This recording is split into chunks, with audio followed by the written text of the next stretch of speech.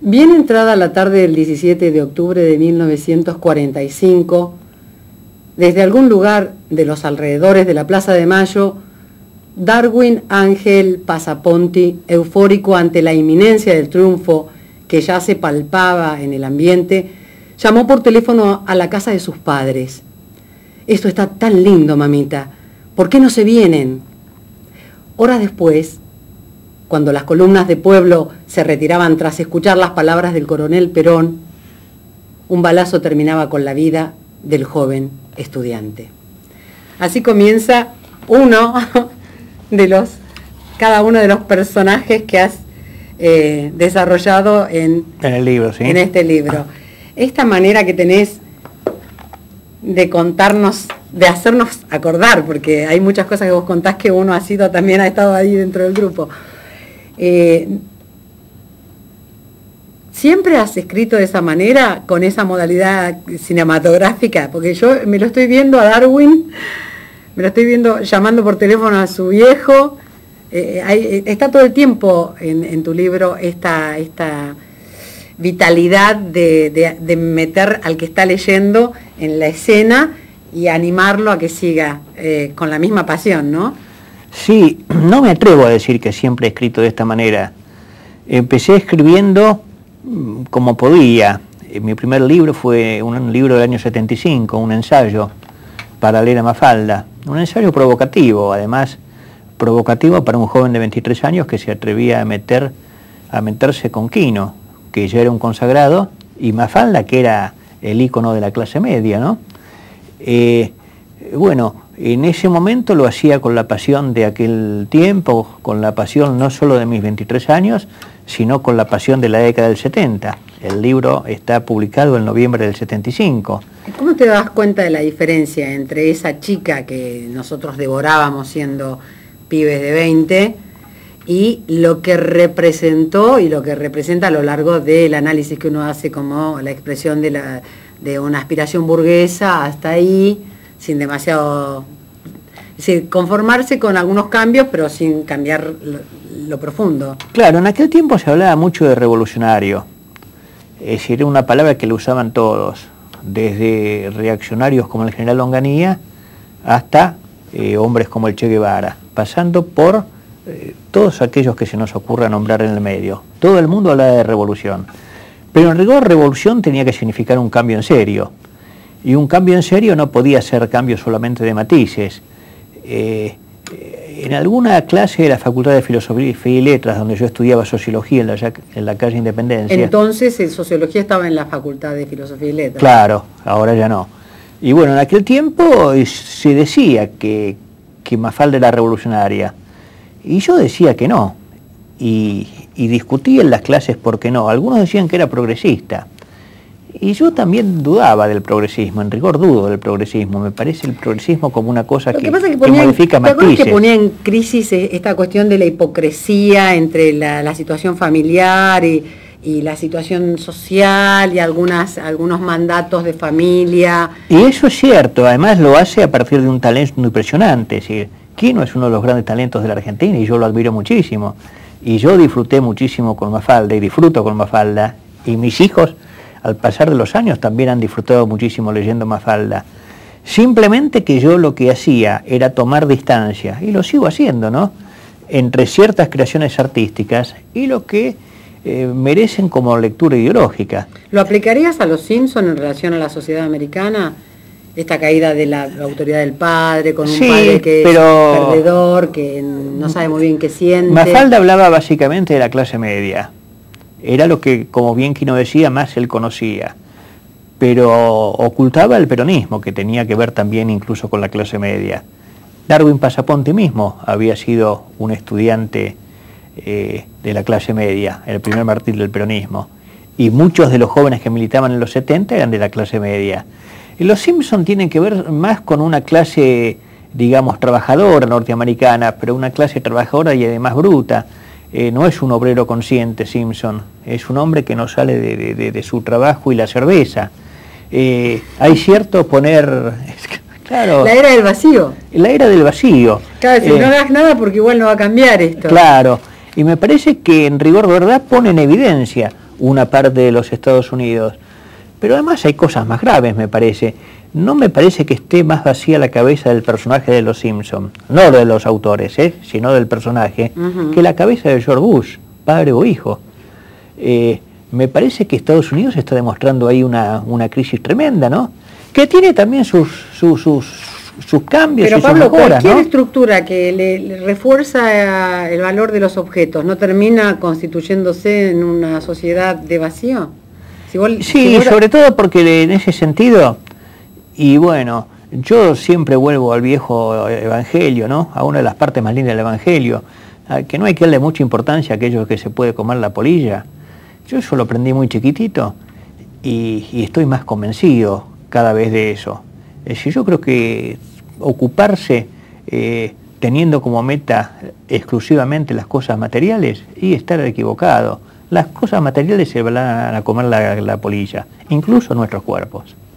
Y en ese momento que vos escribís en el 75 para leer a Mafalda, inmediatamente ¿qué hambre te viene con respecto a la escritura? Porque son 33 libros, son todos libros, no solamente que uno no puede parar de leer, sino que además te dan una cantidad de información de todo lo que estuvo pasando. Vos conocés detalles de situaciones que yo estaba segura que las conocía y le das una vuelta más de tuerca. ¿Cómo guardás tanta información o cómo lo asociás un episodio con una escritura? Alguien que dice un discurso pero que vos sabés que escribió esto otro 20 años antes. Vamos por partes. El hambre de escribir a partir de mi primer libro es intensa, pero también es el momento en que prohíben comer. Es decir, yo saco el libro en noviembre del 75, se agota la primera edición, tiene un muy buen trato en los medios, no porque no sean críticos, sino porque me dan un espacio. Cuestionario, que la revista más importante de ese momento, me dedicó 2 páginas. Salió en el Cronista Comercial, salió en La Opinión, salió en muchísimos lados comentado. En enero del 76 salió la segunda edición. En marzo del 76 vino el golpe. La gente ya no quería tener un libro de esas características en su biblioteca, no solo no lo compraba. Así que el hambre de escribir se me complica. Pero yo trabajaba en una librería en ese momento, en el Ateneo, en la sucursal de Junín y Córdoba, del Ateneo. Y leía bastante de ojito. Entre lo que leí era una conversación. ¿En qué sentido? ¿Veía los títulos? No, agarraba los libros que estaban en la mesa que tenía que vender y mientras no venían clientes yo leía. No me pagaban en el Ateneo para leer, me pagaban para vender, pero mientras tanto yo... No, pero justamente en un momento donde estaba complicado el asunto de los libros. Sí. Y vos podrías decir que los libros que aparecían eran libros que estaban permitidos por los militares. ¿O había muchos libros que pasaban porque los militares no los Yo no sé si estaban permitidos o no, pero el libro que yo leí y que me da la clave de cómo seguir son unas conversaciones con García Márquez. Y García Márquez dice, no le echemos la culpa a la censura de nuestras limitaciones. Y yo dije, a la flauta, este tipo me parece que algo sabe del tema. Y ¿cómo sigo ahora que la censura es tremenda?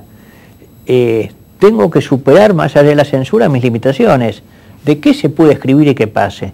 Y ahí se me ocurrió escribir, y lo llamé a un amigo, Horacio Chitarrón y Maceira, y entre los dos escribimos juntos un libro que se publicó en el 77, Malvinas, clave geopolítica. Es decir, podíamos decir cosas nacionales, podíamos seguir dando la pelea, y los militares tenían que bancársela, porque no podían decir que estaban en contra de las Malvinas, de la recuperación de las Malvinas. Y después iban dando otras cosas, las conversaciones con el padre Castellani, con José María Rosa. Y después voy avanzando como ensayista, leyendo mucho estos años, tratando siempre de pensar y, como vos marcabas, tratando de unir siempre sucesos. La palabra con los hechos, la historia de alguien en la actualidad con lo que dijo 20 o 30 años atrás, personas que antes estaban en un sector y ahora están en otro, pero además personas que estando en distintos sectores en su momento trabajaban juntos. A muchos les puede parecer distinto, increíble, que hayan estado juntos Marcelo Sánchez Orondo y Raimundo Ongaro. Sí, sin embargo, yo te robé de otro libro tuyo, que dice, la historia no la hacen solo los que creen hacerla, sino también los que la cuentan. Y la voz del perseguido, si sabe tener la razón de la persecución, da da hasta al que no tiene razón, esa voz es a la larga la que más alto suena. Esto lo escribió Gregorio Marañón, que era un médico psiquiatra y filósofo español. Había sido incluso presidente de la República Española durante muy poco tiempo. Después volvió a vivir a España, después de su exilio, y vivió allá durante el franquismo inclusive. Pero en rigor estas palabras son críticas muy de fondo al franquismo, y lo que les estaba diciendo en pleno franquismo, la razón la va a tener los que cuenten la historia luego de otra manera. ¿Quién es franquista en España ahora? Creo que hasta hombres como Aznar, que supuestamente, entre comillas, debería ser a continuación, si hay algo de lo que no quieren que le hable, es de Franco, ¿no? Y la respuesta de que pasó con los jóvenes cuando se nos muere Kirchner, ¿vos lo concatenás en relación a que los jóvenes otra vez le toman un lugar, una posta en la política y se dirigen y empujan para cambiar la realidad? Los hombres vienen, las jóvenes y los jóvenes vienen peleando desde hace mucho por este tema, a su manera. Esto lo vio 10 puntos y como nadie Pancho Pestana, Francisco Pancho Pestana. Él dijo lo siguiente: allá en el año 30, 40, antes de Forja, y se está dando una revolución cultural en la Argentina, en la estética, Martín Fierro, Petoruti. Y él dice, acá está pasando lo mismo, en el teatro, en el cine, en las artes plásticas, están los jóvenes ya pidiendo cambios, después van a pasar a la política.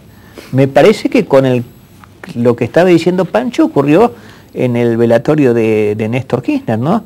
Es decir, los jóvenes pasaron a la política y pasaron con esta mezcla que tiene la JP, este dolor y esta alegría simultáneo, este dolor por la muerte del compañero, pero esa alegría también porque el compañero dio la vida por una causa.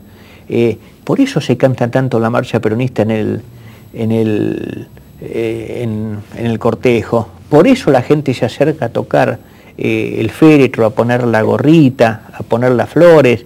Y permitime unos segundos para puntualizar una anécdota, pero que para mí es fundamental, y mezclo otra vez las dos etapas. Los que quieran buscar la anécdota original, vayan a un libro de Rosendo Fraga, El ejército del escarnio al poder. Ahí está contado que cuando Héctor Cámpora sube en uno de esos primeros actos que hay un oficial que pide permiso para iniciar un desfile, pero en vez de pedírselo al comandante en jefe de las Fuerzas Armadas, que era el presidente, Héctor Cámpora, se lo pide al jefe del Estado Mayor, que era Héctor Raúl Calcaño. Se autoriza, se hace el desfile y después sí, le dice al presidente que había terminado el desfile. Eso, que puede haber sido un error, yo no creo que fue error, creo que fue intencional, quizá hubiera cambiado distinto si en ese mismo momento ese oficial era pasado a retiro o era dado de baja. Creo que esto tiene más sentido si decimos además que ese oficial fue Jorge Rafael Videla. ¿Qué pasó en el velatorio de Néstor Kirchner? Y la policía hace una cosa que sabe hacer, que es separar a la gente de lo que la gente quiere.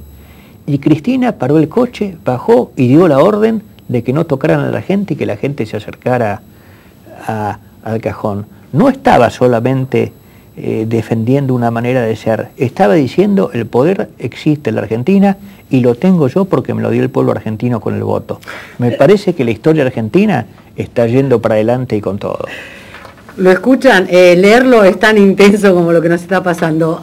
Enseguida regresamos.